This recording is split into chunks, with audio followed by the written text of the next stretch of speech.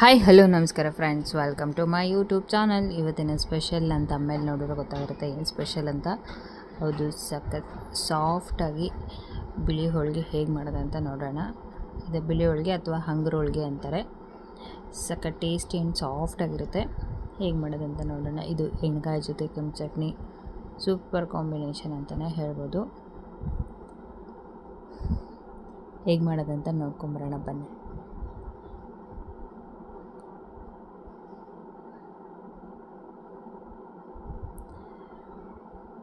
ಒಂದು ಬೌಲ್ಗೆ ಗೋಧಿ ಹಿಟ್ಟು, ಮುಕ್ಕಾಲು ಗೋಧಿ ಹಿಟ್ಟು ಅಂದರೆ ಮುಕ್ಕಾಲು ಬಟ್ಲು ಗೋಧಿ ಹಿಟ್ಟು, ಕಾಲು ಬಟ್ಲು ಮೈದಾ ಹಿಟ್ಟು ಹಾಕ್ಕೊಂಡಿದ್ದೀನಿ. ರುಚಿಗೆ ತಕ್ಕಷ್ಟು ಉಪ್ಪು. ಇದನ್ನು ಮಿಕ್ಸ್ ಮಾಡ್ಕೊಳ್ಳೋಣ. ಇವಾಗ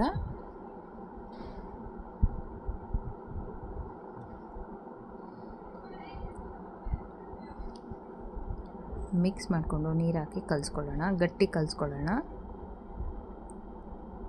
ಚಪಾತಿ ಹಿಟ್ಟು ಅದಕ್ಕಷ್ಟು ಗಟ್ಟಿ ಕಲಿಸ್ಕೊಂಡ್ರೆ ಸಾಕು, ತೀರಾ ಗಟ್ಟಿಗೆ ಬೇಡ.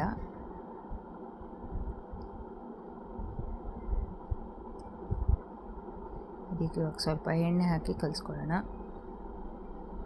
ಈಗ ಸ್ವಲ್ಪ ಎಣ್ಣೆ ಜಾಸ್ತಿ ಹಾಕಿರ್ತೀನಿ ಮೇಲೆ.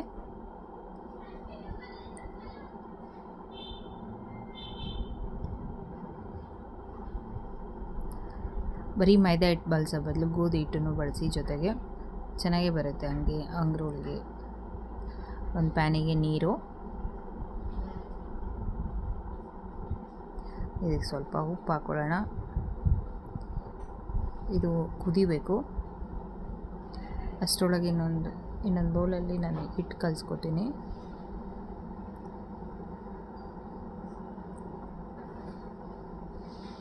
ಈ ರೀತಿ ಕಲಸಿ ಹಾಕಿ ಮಾಡೋದ್ರಿಂದ ಸಾಫ್ಟಾಗಿ ಬರುತ್ತೆ ಹೋಳಿಗೆ, ಬಿಳಿ ಹೋಳಿಗೆ. ಹಾಕಿ ಹಿಟ್ಟು ಕಲಿಸ್ಕೊಂಡಿದ್ದೀನಿ ಇಲ್ಲಿ. ಈ ರೀತಿ ಹೊರಟು ಆಗಲ್ಲ, ನೀವು ಎಷ್ಟೊತ್ತಿಟ್ಟರೂ ಹೋಳಿಗೆ ಕೂಡ ಹರಿದು ಹೋಗಲ್ಲ. ಈ ರೀತಿ ಸಾಫ್ಟಾಗಿ ಈ ರೀತಿ ಫಸ್ಟ್ ಕುದಿಸಿ ಆಮೇಲೆ ಇನ್ನೊಂದು ಹಿಟ್ಟು ಹಾಕಿ ಮಾಡೋದ್ರಿಂದ ನೀವು ಟ್ರಾವೆಲ್ಗೆಲ್ಲ ತೊಗೊಂಡು ಹೋಗ್ಬೋದು. 2 ದಿನ ಇಟ್ಟರೂ ಏನೂ ಆಗೋಲ್ಲ. ಈ ಥರ ಕುದಿಸಿ ಮಾಡೋದ್ರಿಂದ. ಈಗ ಸ್ವಲ್ಪ ತುಪ್ಪ ಹಾಕೋತಿದ್ದೀನಿ.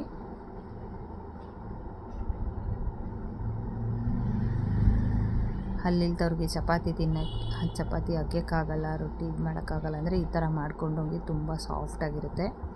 ಅವ್ರಿಗೂ ತಿನ್ನೋಕ್ಕೆ ಈಸಿ ಆಗುತ್ತೆ. ಒಂದು ಸಾರಿ ಕೈ ಆಡಿಸ್ಕೊಂಬಿಡೋಣ. ಇದು ಒಂದು ಕುದಿಬೇಕು.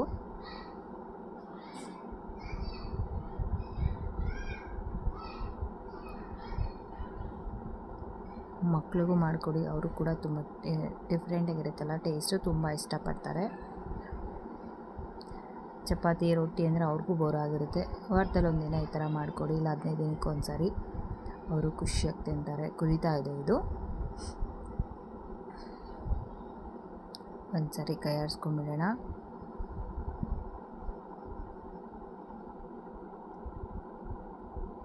ಇವಾಗ ಇದಕ್ಕೆ ಹಿಟ್ಟು ಹಾಕ್ಕೊಳ್ಳೋಣ.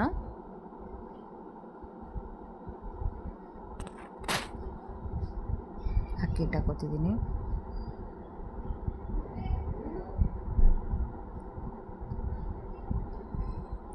ಇದು ಒಂದು 10 ನಿಮಿಷ ಕುದಿಬೇಕು.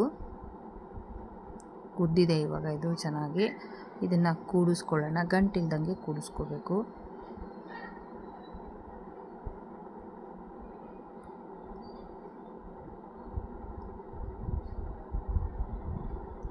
ಇದು ಕೆಂಪು ಚಟ್ನಿ ಅಥವಾ ಕಾಯಿ ಚಟ್ನಿ, ಎಣ್ಗಾಯಿ ಎಲ್ಲದಕ್ಕೂ ಸೂಪರಾಗಿರುತ್ತೆ. 1-2 ತಿನ್ನೋರು 4-5 ತಿಂತಾರೆ ನೋಡಿ. ಇದನ್ನು ಈ ಥರ ಮಾಡಿಕೊಟ್ರೆ ಸಾಫ್ಟಾಗಿ ಟೇಸ್ಟಿಯಾಗಿರುತ್ತೆ.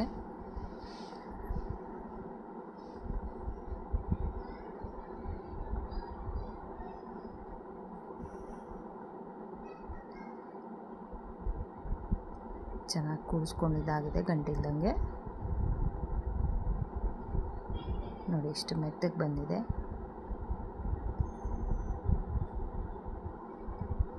ಇವಾಗ ಚೆನ್ನಾಗಿ ನಾದ್ಕೊಂಡ್ಬಿಟ್ಟು ಉಂಡೆ ಕಟ್ಕೊಳ್ಳೋಣ. ನೋಡಿ ಎಲ್ಲ ನೀಟಾಗಿ ಕಲಿಸ್ಕೊಂಡಿದ್ದೀನಿ. ಇವಾಗ ಉಂಡೆ ಮಾಡ್ಕೊಳ್ಳೋಣ. ಉಂಡೆ ಮಾಡಿ ಇಟ್ಕೊಂಡ್ಬಿಟ್ರೆ ನಮ್ಗೆ ಈಸಿ ಮಾಡೋದಕ್ಕೂ. ನೋಡಿ ಎಷ್ಟು ಸಾಫ್ಟಾಗಿ, ಎಷ್ಟು ಶೈನಿಂಗಾಗಿ ಕಾಣಿಸ್ತಾ ಇದೆ. ಇವಾಗ ಲಟ್ಟಿಸ್ಕೊಳ್ಳೋಣ. ನಾನಿಲ್ಲಿ ಉದ್ದು ಬಿಡ್ತಿದ್ದೀನಿ. ನಾನು ಎಣ್ಣೆ ಹಾಕಿ ಇದು ಹೋಳಿಗೆ ಥರ ಏನು ಮಾಡ್ತಾಯಿಲ್ಲ. ನಾವು ಈ ಥರನೂ ಮಾಡೋದ್ರಿಂದ ಸಾಫ್ಟಾಗೇ ಬರುತ್ತೆ. ಹಿಟ್ಟಾಗಿ ಉದ್ದಿದ್ರೆ ಹೊರಟಾಗುತ್ತೆ ಅಂತ ಹಂಗೇನಿಲ್ಲ, ಚೆನ್ನಾಗೇ ಬರುತ್ತೆ. ಇವಾಗ ಇದನ್ನ ಉದ್ಕೊಳ್ಳೋಣ. ಇದಕ್ಕೆ ಸ್ವಲ್ಪ ಹಿಟ್ಟಾಕಿ ಉಜ್ಜಿಬಿಡೋಣ.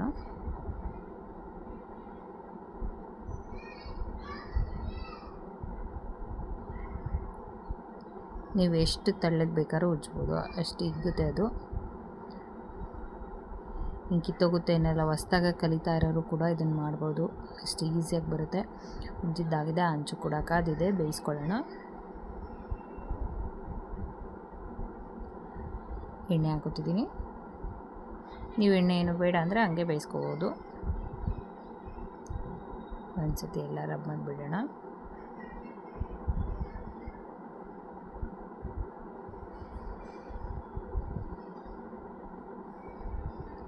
ಅಷ್ಟು ಚೆನ್ನಾಗಿ ಉಪ್ಪುತ್ತೆ, ಚಪಾತಿ ಉಬ್ಬಿಸ್ದಂಗೆ ಉಬ್ಕುತ್ತೆ, ಉಕ್ಕಲ್ಲ ಅಂತ ಏನಿಲ್ಲ ಇದು. ನೋಡಿ ಎಷ್ಟು ಚೆನ್ನಾಗಿ ಬಬಲ್ಸ್ ಬರ್ತಾ ಇದೆ.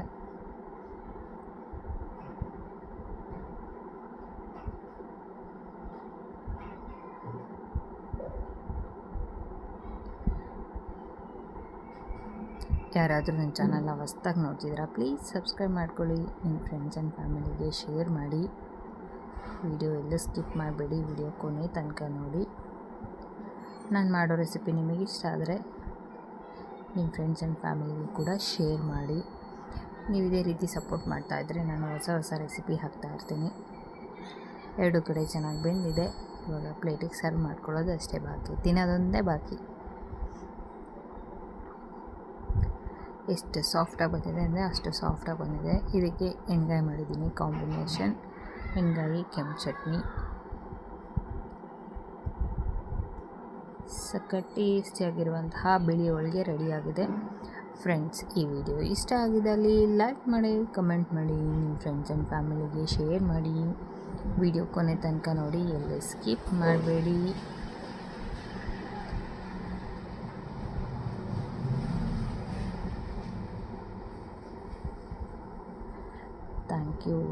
Thank you for watching the video.